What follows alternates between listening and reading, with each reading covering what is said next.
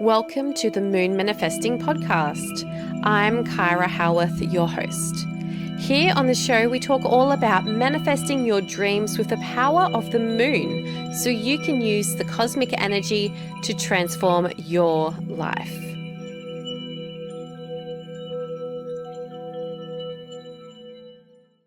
Welcome back to the Moon Manifesting Podcast. It's Kyra Howearth, and today we're going to be talking all about manifesting money with astrology.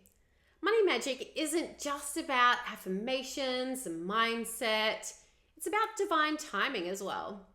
What if the stars and the planets could show you when to launch your offers, ask for a raise, or just be open to receiving more abundance? In today's episode, we're diving deep into how you can use astrology to manifest more money by working with the planets, not against them. So many spiritual entrepreneurs feel stuck around money.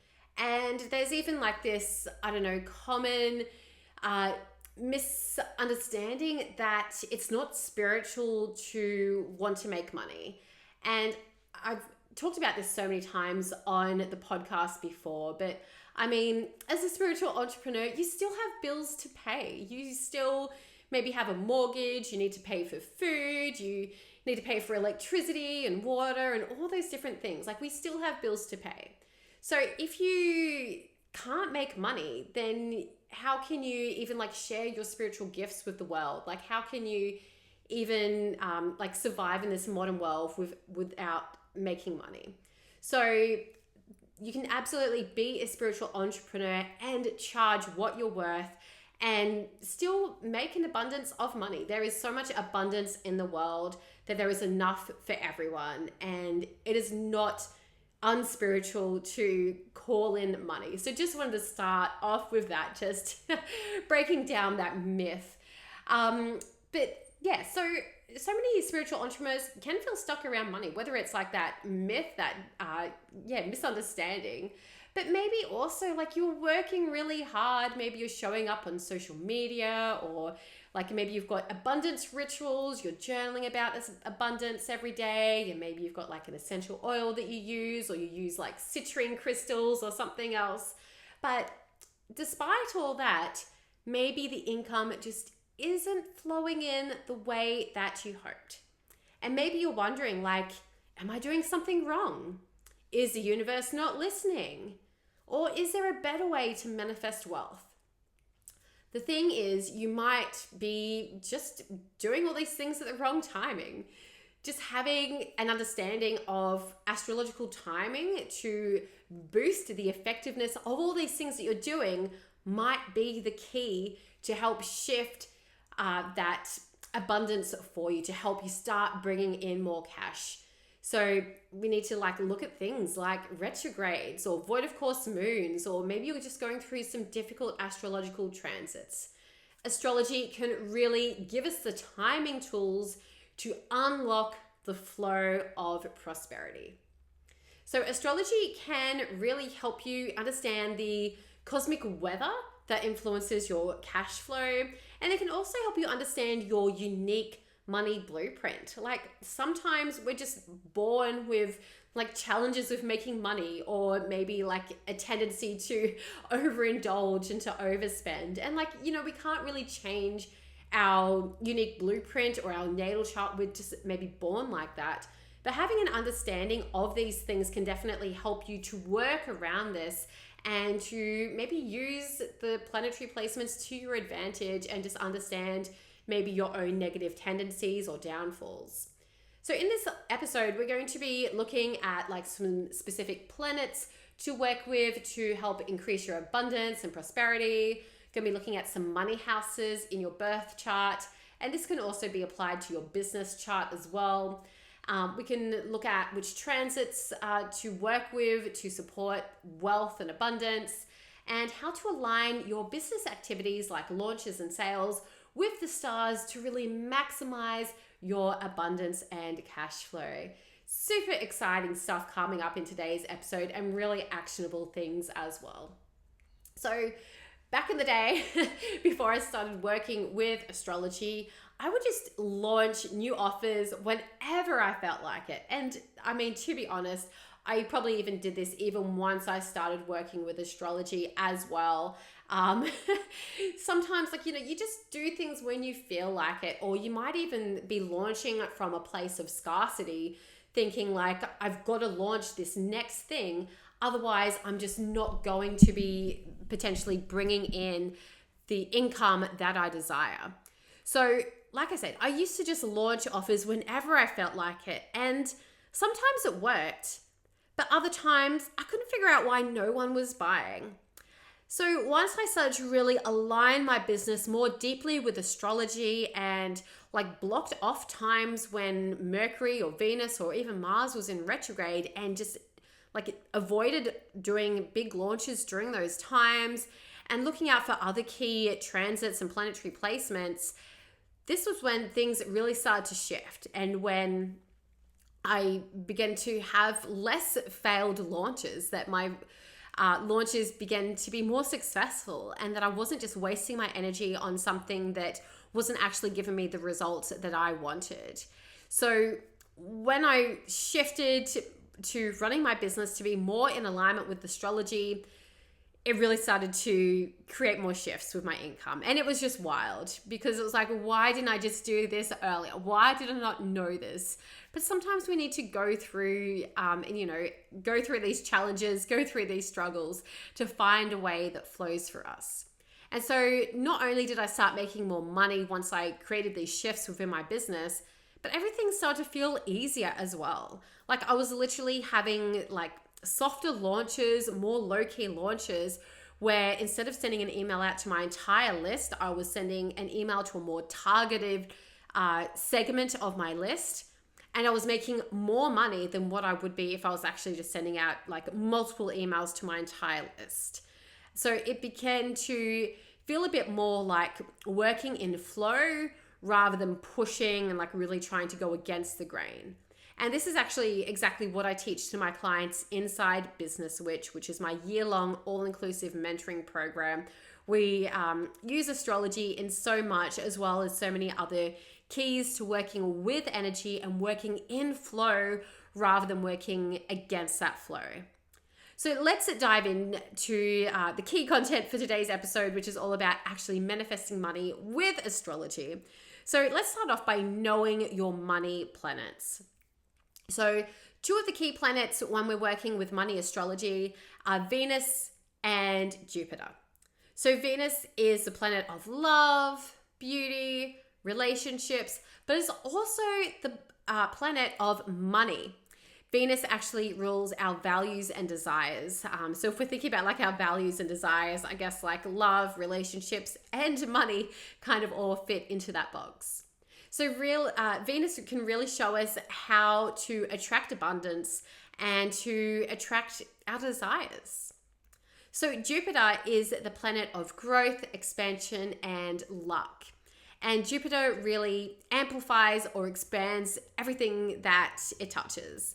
And Jupiter can really bless your bank account during some key Jupiter transits as well. So we're going to be working a lot with Venus and Jupiter in today's episode. These are definitely two of the key money planets. I feel that it's also key here to talk about the MC line. So the MC, also known as the midheaven or the career line, this is the cusp between the 9th house and the 10th house. So it's the exact degree that your 10th house starts on. So you will often find this at the top of your natal chart or your business chart, depending on like the placement of your of your chart, it might not be like directly up. It might be slightly skewed to one direction or the other. So your MC line or career line or midheaven line, this can really affect our visibility. It can affect our career.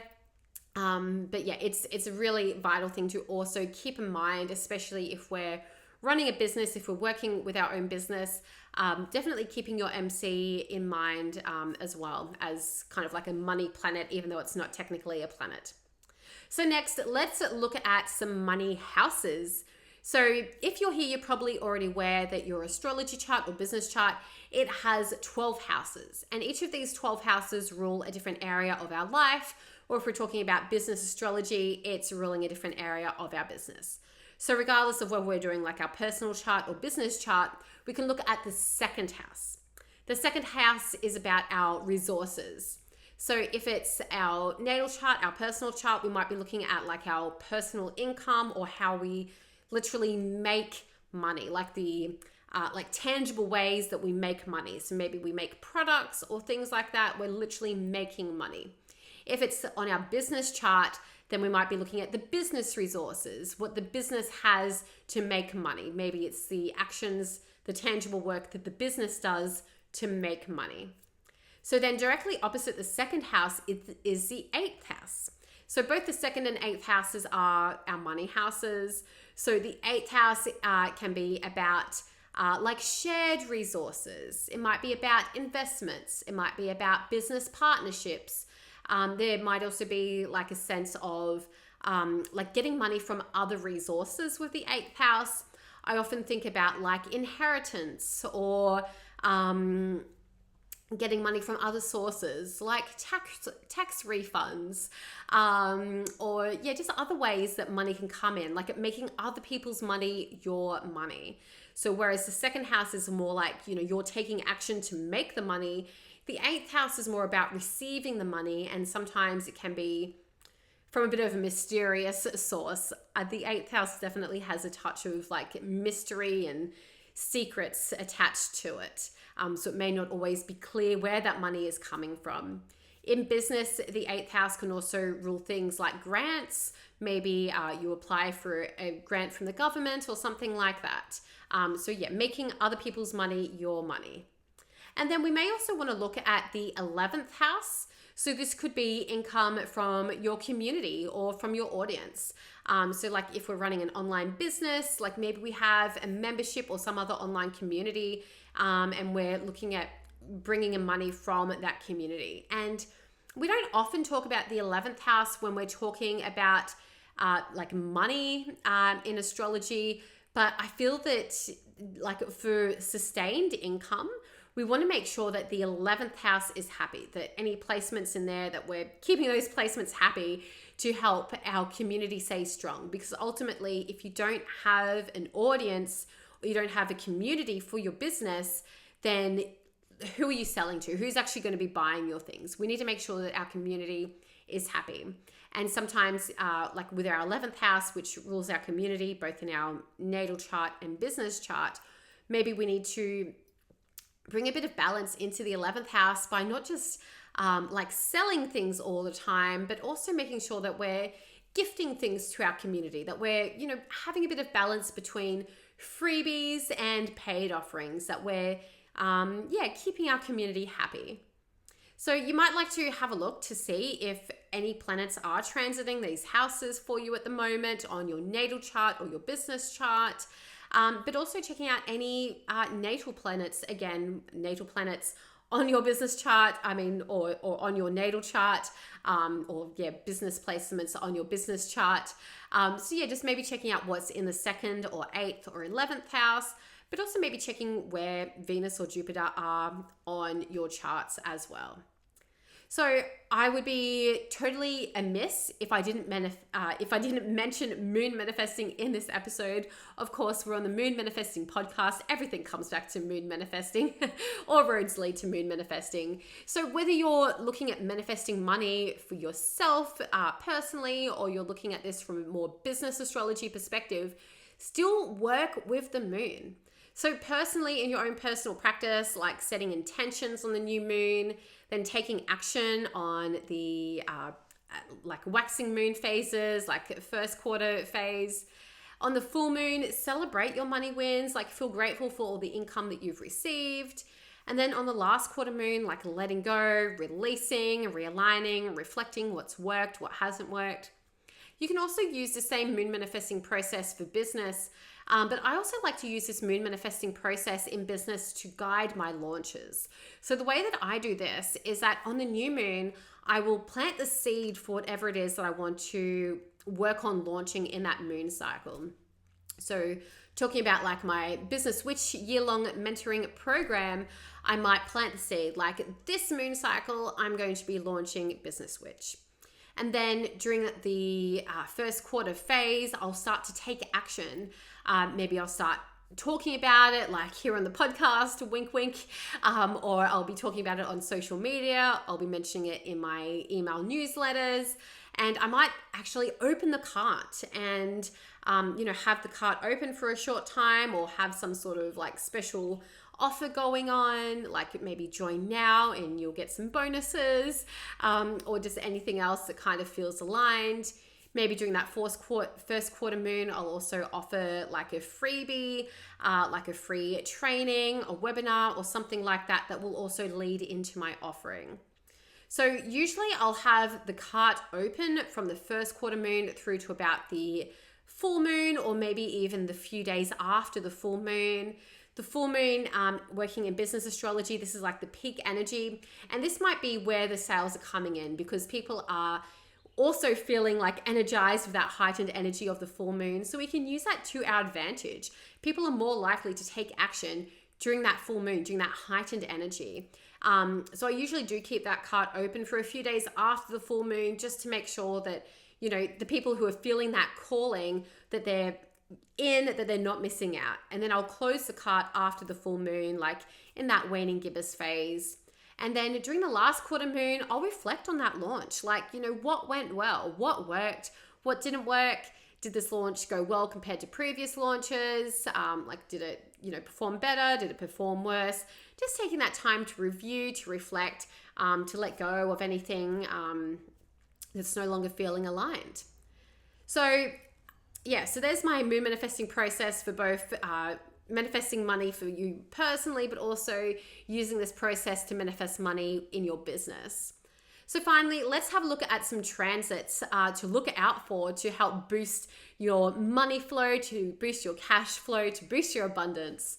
So one of the key transits to look out for is Venus conjunct Jupiter, or even Jupiter conjunct Venus. So at the moment, Jupiter is transiting in Gemini. Jupiter will move into Cancer later this year. So if your Venus is in Gemini or Cancer, you might want to check that out and see when Jupiter will be conjunct your Venus. And this is really like a once in a 12-year opportunity. This is a once in a 12-year transit. And it might even, you might get 3 direct hits because depending on where your natal Venus is, Jupiter will go over Venus once, it will then retrograde over Venus, and then it will go over Venus that third and final time before it moves out of that orb. So that could be a particularly lucky time for you. Venus conjunct Jupiter, so looking at that transit, Venus takes, I think, around 18 months to go right around the zodiac. So Venus conjunct Jupiter, again, this might only happen about once every 18 months.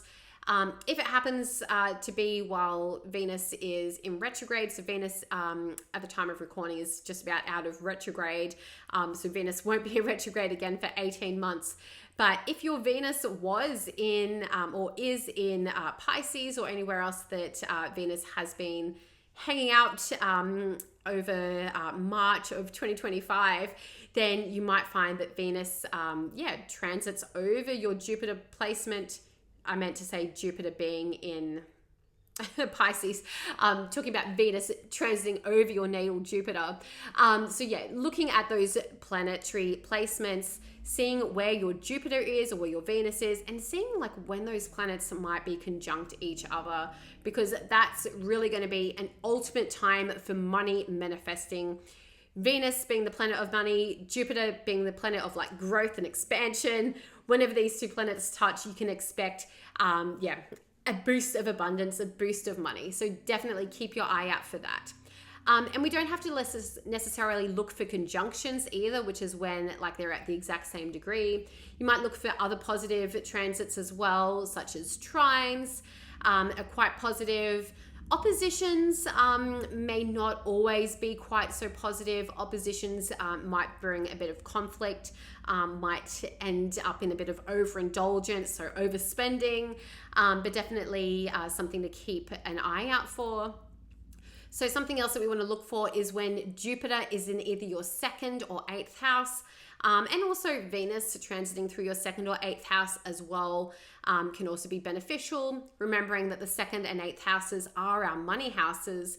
So of course, if we have one of those money planets, Venus or Jupiter, transiting through one of those money houses, we can expect, an expansion of that money-making energy, depending on which planet and which house that planet is moving through. We also want to look for any 10th house transits, particularly if we're talking about your career or your business. If Venus or Jupiter crosses over your MC, or even if your Jupiter or Venus makes a trine to your MC, this can be really positive for making money, for overcoming any visibility blocks, for getting yourself out there in a really expansive and abundant sort of way. But then, looking at Jupiter and Venus transiting through your 10th house, this can also really expand your success and expand your visibility, which can lead to bringing in more money and more abundance, depending on how that shows up on your business or natal chart. And then finally, I feel like it is worth mentioning, just keeping an eye on any North Node transits as well. So maybe the North Node, which is like our future destiny, the North Node can really help us push ourselves out of our comfort zone in alignment with our future destiny. If the North Node is, crossing over your Jupiter or your Venus, or moving through your second or eighth or 10th or even 11th houses, this may also be a good time for calling in abundance. And also you can kind of flip that around as well. Like if Venus is crossing over your natal North Node, or if Jupiter's crossing over your natal North Node, this can also be an abundant time where you might just need to step out of your comfort zone. But when you rise to that challenge, that's when you can really start to call in abundance. And really, abundance is your birthright. Abundance is your destiny. We are all here on this planet to call in more abundance in all its different shapes and forms. Definitely using that North Node transit to your advantage as well.